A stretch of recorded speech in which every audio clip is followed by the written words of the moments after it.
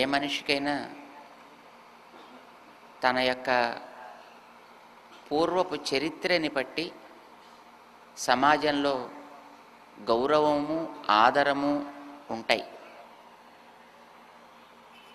ఆ చరిత్ర ఎంత బలమైనదైతే సమాజంలో అంత గుర్తింపు, అంత గౌరవము కూడా ఉంటుంది అనే విషయం మనందరికీ తెలుస్తుంది. భారతీయమైనటువంటి మన జాతికి 1-2 వేల సంవత్సరాల క్రితం ఆరంభమైన చరిత్ర కాదు. ఇది కొన్ని లక్షల సంవత్సరాల, కొన్ని కోట్ల సంవత్సరాల చరిత్ర కలిగినటువంటి జాతి. అయితే దానికి సైంటిఫిక్గా మాకేమైనా ఉంటుందా ప్రమాణం అని అంటే, ఆ సైంటిఫిక్ అనేది ఏమిటో మనకంత బాగా తెలియదు. కానీ మనకుండేటటువంటి ప్రమాణ యొక్క పరంపరని బట్టి మన జాతి యొక్క ప్రాచీనతని మనం గుర్తిస్తాం. పంచాంగాల్లో ప్రతి ఏడాది కూడా ఇన్నో ఏడు గడిచి ఇన్నో ఏడు వస్తోంది అని రాస్తూ ఉంటారు. అట్లా ఇప్పుడు మనం ఉండేటటువంటి ఈ సృష్టి ఆరంభమై ఇప్పటికి ఎంతకాలమైంది తెలుసునా అని పంచాంగాల్లో ప్రతి ఏడాది ఉగాది నాడు మొదట చదువుతూ ఉంటారు. సుమారు ఇంతవరకు 197.5 కోట్ల సంవత్సరాలైంది ఈ సృష్టి ఆరంభమయ్యి అని వారి యొక్క నిర్ణయం. ఇంత ప్రాచీనమైనటువంటి చరిత్ర కలిగిన, అంతకంటే కూడా ఇంకా ముందర ఏదో ఉంది, అది మనకి తెలియదు.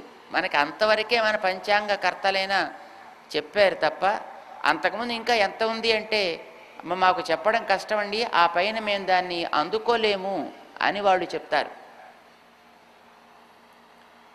దాన్ని మనం ప్రమాణంగా స్వీకరిస్తాం. అయితే ఇంత చరిత్రకి కూడా మూల ఆధారం ఒకటి ఉంది, దానికే వేదము అని పేరు అని మన వాళ్ళు చెప్తారు. అందుకోసమనే మన జాతిని ఏం జాతి అని మనం పిలుచుకుంటాం?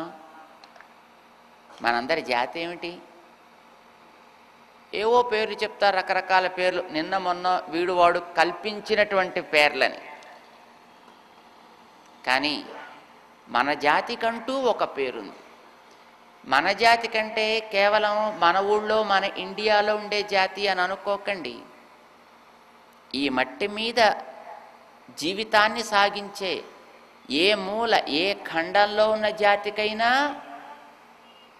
వేదాల్లోంచి వచ్చినటువంటి జాతి కనుక దీనికి వైదిక జాతి అని మనం పేరు పెడతాం. మన జాతికి వైదిక జాతి అని పేరు.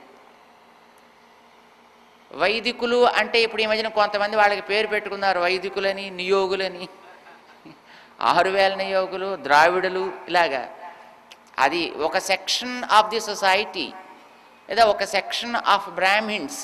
అట్లాగా వైదికులు అని తమకి పేరు రూఢిగా పెట్టుకున్నప్పటికీ కూడా వైదిక అనేటటువంటి పదాన్ని మనం గుర్తించినట్లయితే అది మొత్తం ఈ భూమి మీద బ్రతికేటటువంటి మానవులందరికీ కూడా వర్తించతగినటువంటి పదం.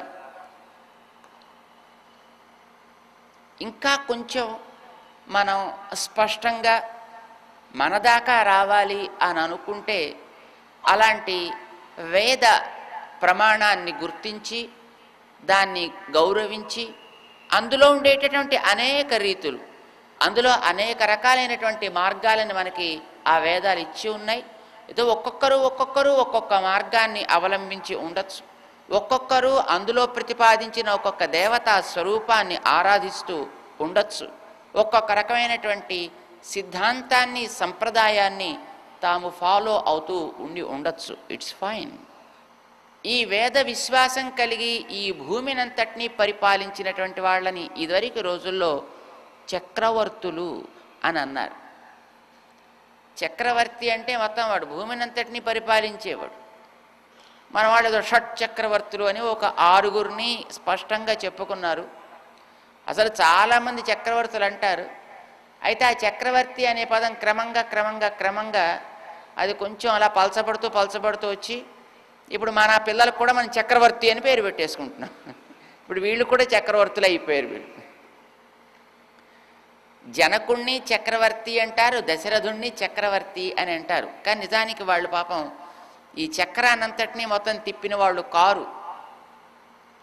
అంటే వాళ్ళ కాలం వచ్చేటప్పటికే ఈ డైల్యూషన్ చాలా ఎక్కువైపోయింది అనేది మనం గుర్తించాలి. అయితే ఆ పదానికి అర్థాన్ని రీఎస్టాబ్లిష్ చేయాలి అని సాగిన ప్రయత్నం శ్రీరామచంద్రుడు. అలా చేయించాలనే కోరిక కలిగినది కైకమ్మ. చక్రవర్తి చక్రవర్తి అని మా ఆయన పేరు పెట్టుకున్నాడు, గట్టిగా ఇంత ఊరు లేదు ఈయన పరిపాలన చేసేది, ఇదేం చక్రవర్తి, నలుగురిలో నవ్వుల బాటుగా ఉంది, చిచ్చి బాలేదనుకుంది ఆవిడ. క్రింద చూద్దామా, జనస్థానం అంతా ఈ కరదూషణ త్రిశిరస్సు లాంటి వాళ్ళంతా ఆక్యుపై చేసేసుకున్నారు. ఆ పైనుండే అడవి భాగం అంతా చూద్దామా, విరాధుడు లాంటి రాక్షసులంతా వాళ్ళు క్యాప్చర్ చేసి పెట్టుకున్నారు. ఇంకొంచెం కిందకి వెడదామా, అదంతా వాలి ఆక్రమించు కూర్చున్నాడు. సరే, పెద్ద నోరు వాడు రావణాసురుడు లంక బేస్ చేసుకుని మొత్తం దేవతల్ని గీవతల్ని మిగతా భూభాగాలు మిగతా ఖండాంతరాలన్నిటినీ కూడా తను డామినేట్ చేస్తూ తన చేతిలో పెట్టుకున్నాడు. ఇప్పుడు అమెరికా ఓళ్ళు పెట్టుకున్నట్టుగా వాడు చాలా పెద్ద నోరు వాడు అనమాట. వాడు హైలీ డెవలప్డ్ నేషన్ కూడా వాడిది. ఇలాంటి వాళ్ళంతా చుట్టూ వాళ్ళ భూభాగాలు ఇవి అని డిక్లేర్ చేసి కూర్చుంటే ఈయన గారు చక్రవర్తిట. ఇది మార్చాలి అనుకుంది కైకమ్మ. అందుకోసమనే రాముడంటే దశరథుడికి ఎంత ప్రేమో తెలుసును ఆవిడికి. రాముడు లేకపోతే దశరథుడు ఏంటవుతాడో కూడా తెలుసును.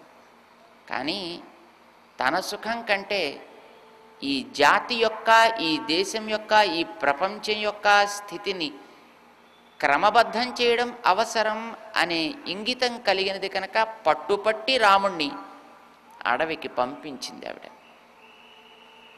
ఎంతమంది చెప్పినా, ఎన్ని రకాలు చెప్పినా విన్నే లేదు ఆవిడ. అలా రాముడు అడవికి వెళ్ళాడు కనుకనే అక్కడ విరాధుణ్ణి చంపాడు, అక్కడ ఖర దూషణ త్రిశిరస్సులని చంపాడు, అక్కడ వాలిని చంపాడు, అక్కడ రావణాసురుని చంపాడు. మళ్ళీ ఈ భూచక్రం అంతా ఆయన చేతిలోకి వచ్చింది.